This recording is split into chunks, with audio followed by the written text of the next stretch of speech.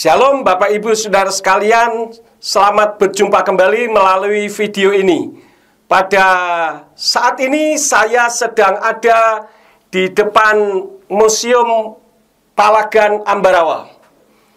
Saya akan menyampaikan firman. Di dalam video kali ini saya beri judul Wakil Rakyat. Kenapa saya berikan judul Wakil Rakyat? Karena kita melihat dalam akhir-akhir ini ada beberapa insiden yang terjadi. Nah, apakah di dalam kitab suci ada firman yang membicarakan tentang mewakili ini? Saya ambil di dalam kitab Roma pasal 1 ayat yang ke-1.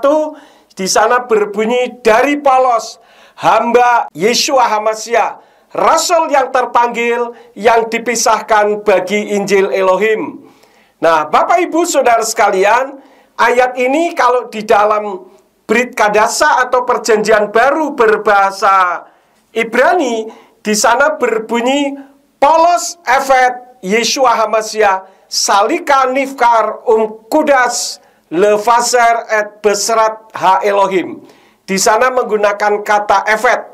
Paulus Evet Yeshua HaMashiach. Evet itu artinya budak. Ya, kemudian disebutkan lagi di sana Salika Nifkar. Salika Nifkar itu artinya utusan yang dipilih. Nah, sebagaimana firman Tuhan tadi, sebetulnya wakil rakyat yang duduk di DPR maupun di DPRD tidak lain adalah wakil rakyat. Artinya mewakili rakyat, dan itu merupakan orang-orang pilihan. Sama seperti yang tertulis di dalam kitab suci, bagaimana Rabi Saul adalah pribadi yang dipilih oleh Yeshua HaMashiach sendiri melalui penglihatan yang luar biasa. Demikian pun para wakil rakyat baik DPRD maupun DPR adalah wakil rakyat yang dipilih oleh rakyat dengan satu kompetisi yang luar biasa di dalam pemilihan beberapa waktu yang lalu, sehingga Anda-Anda yang duduk di kursi DPRD maupun DPR adalah orang-orang yang terpilih dan yang dipakai oleh masyarakat, oleh rakyat untuk sebagai wakilnya di dalam kepemerintahan. Namun kalau saya membaca di dalam kompas.com pada tanggal 23 Juni tahun 2020, di sana ada berita yang mengejutkan karena laporan KPK mengatakan ada 184 anggota DPRD terjerat korupsi. Wah, ini luar biasa sekali. Nah, kalau mereka melakukan korupsi, sebetulnya apakah mereka mewakili rakyat? Kalau mewakili rakyat, hasil korupsi dibagi kepada rakyat, bukan dibagi untuk dirinya sendiri atau untuk kelompoknya. Padahal walaupun korupsi untuk rakyat itu sudah melanggar konstitusi, melanggar sumpah jabatan. Yang lebih mengerikan lagi, pada tanggal 4 September tahun 2018, mungkin saudara pernah membaca atau mendengar berita di mana DPRD Kota Malang seluruh anggotanya korupsi semua. Jadi seluruh anggota DPRD Kota Malang ini koruptor. Ada satu yang tidak hadir karena sakit. Kalau misalkan orang ini hadir, saya tidak tahu apakah dia tidak hadir, sakit itu menghindar karena kejujuran masih ada di dalam dirinya sehingga tidak mau terlibat, atau memang sakit beneran. Kalau memang sakit beneran, ada dua opsi. Ketika orang ini masuk ke gedung DPRD pada saat itu, di mana sedang terjadi pembagian jatah hasil korupsi, ya satu-satunya jalan dia mau menerima atau dikucilkan oleh temannya. Tapi terlepas itu semua, masih juga ada orang yang tidak terjerat. Saya anggap hal ini merupakan hal yang positif. Artinya apa? Tidak ikut-ikutan. Nah, saya heran kenapa? Karena anggota DPRD maupun DPR ini kan sudah pegawai pemerintah yang mendapatkan gaji besar. Ya, bukan hanya gajinya besar, tunjangannya juga banyak. Bukan hanya sekedar itu, tetapi mereka termasuk orang-orang yang sangat dihormati. Tetapi sungguh aneh kalau mereka pada akhirnya melakukan perbuatan yang tercela. Saya ingatkan mereka semua adalah wakil rakyat.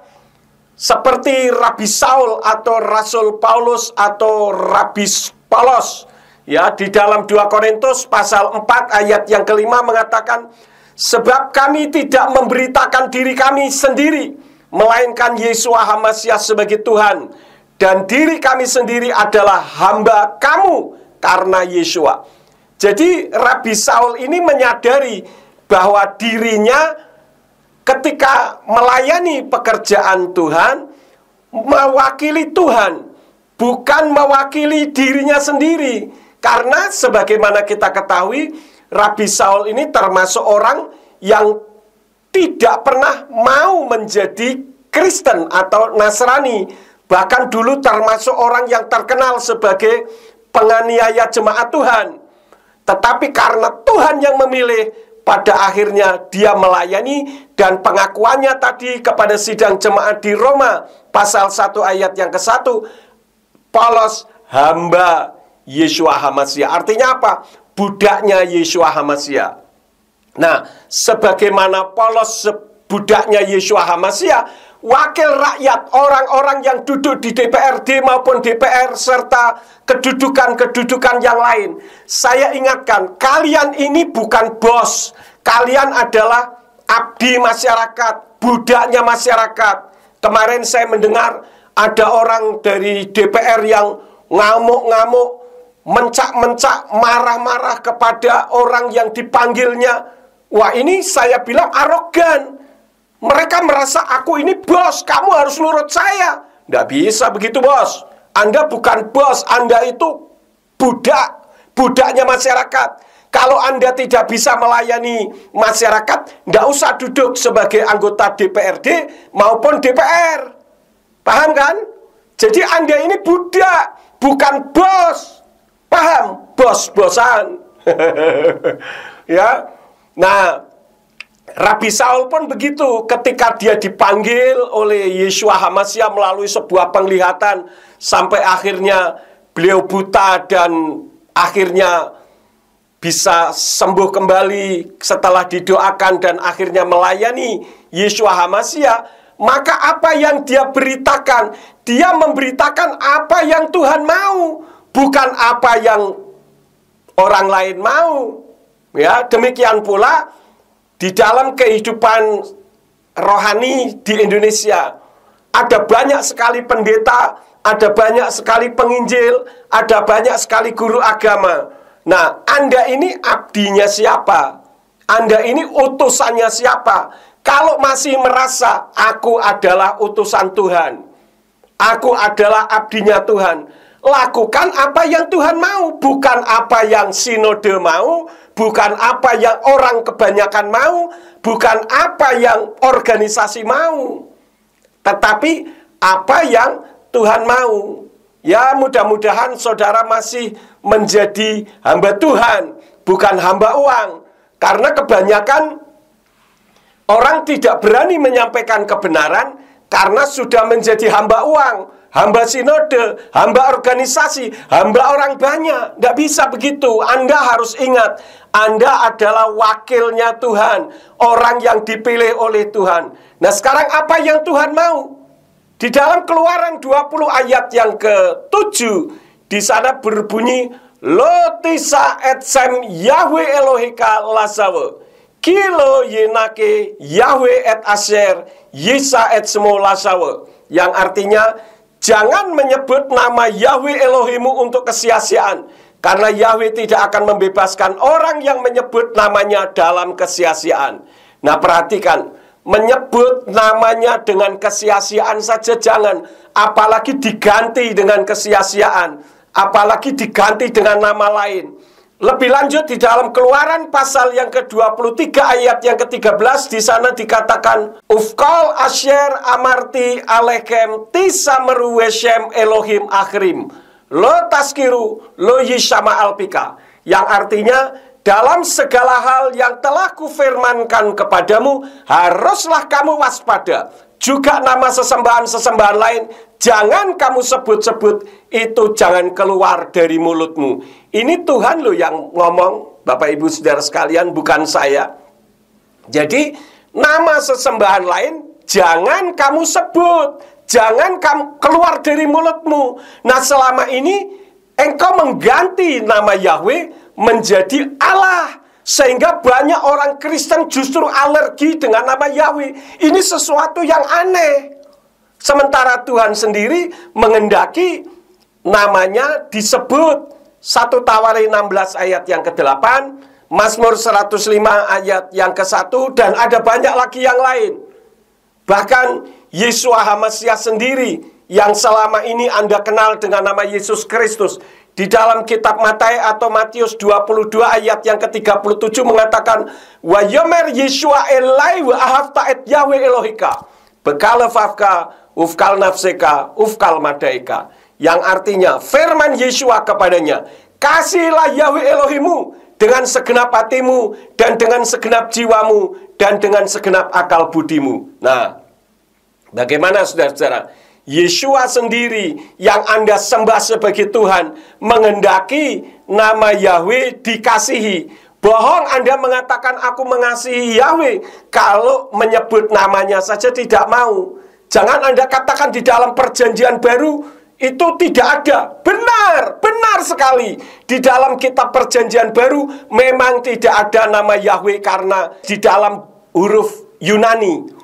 Padahal apa yang Yeshua ajarkan itu adalah terkadang mengutip ayat-ayat yang ada di dalam kitab perjanjian lama, di dalam Torah. Dan aneh kalau dikatakan Yeshua mengajarkan Septuaginta. Septuaginta itu adalah perjanjian lama dalam bahasa Yunani. Sejak dulu memang nama Yahweh sudah hilang, menjadi kurios. Kenapa? Karena huruf Yunani tidak mengenal huruf YHWH. Sehingga nama Yahweh menjadi kurios. Nah, oleh karena itu yang menjadi permasalahannya sekarang adalah Anda sebagai hamba siapa? Hamba Allah? Ya, beritakanlah Allah. Kalau Anda sebagai hamba Elohim, beritakan apa yang Elohim mau. Dan Elohim mau adalah namanya jangan sampai hilang. Kalau Anda mengatakan haleluya, itu artinya apa coba? Bukan pujilah Tuhan. Haleluya itu dari kata halelu dan yah. Halelu itu artinya pujilah, yah itu Yahweh. Jadi kalau Anda anti sekali dengan nama Yahweh, mulai sekarang jangan mengatakan haleluya, tapi katakan saja halelulah, halelual, bolehlah. Ya, itu pujilah Allah. Tuhan Anda yang mencipta langit dan bumi, yang turun ke dalam dunia, itu adalah Yahweh Elohim yang menjadi 100% berwujud manusia, yaitu Yeshua HaMasiah. Dan yang sekarang ini sedang berbicara kepada saudara melalui Ruach HaKodes, yaitu Immanuel, Imuna Anaknu Elohim, Elohim yang berdiam di dalam hati saudara, untuk memberikan pemahaman tentang kebenaran ini melalui saya. Sekarang tergantung saudara. Saya tidak pernah memaksa. Anda mau menerima puji Tuhan, tidak juga tidak masalah. Yang menjadi pertanyaannya, apakah Anda seperti wakil rakyat tadi, DPR, DPRD, atau Anda sebagai Rabi Saul atau Rasul Polos yang memberitakan apa yang Tuhan mau, bukan apa yang aku mau. Nah, ini saja yang menjadi renungan pada saat ini, kiranya menjadi berkat bagi kita semua. Apabila video ini memberkati Bapak Ibu Saudara sekalian, tolong like, subscribe, dan klik loncengnya. Sehingga ketika saya membuat video-video baru lagi, Anda adalah orang pertama yang mendapatkannya. Terima kasih saudara sudah menonton video ini. Bapak Yahweh Besem Yeshua HaMasiah Ruach HaKodes menyertai dan memberkati Bapak Ibu Saudara sekalian. Haleluya!